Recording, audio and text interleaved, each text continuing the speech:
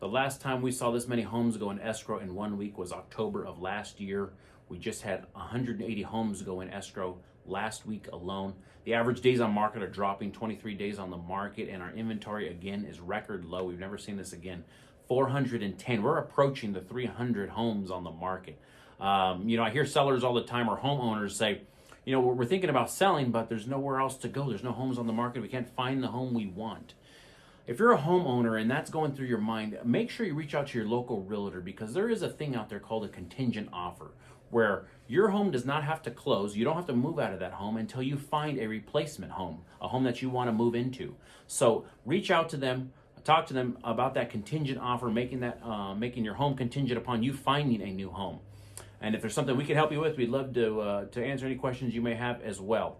Hope you guys find this information helpful and useful to you, and make sure you're choosing Mike and Bobby with Chicago Title. Have a great evening.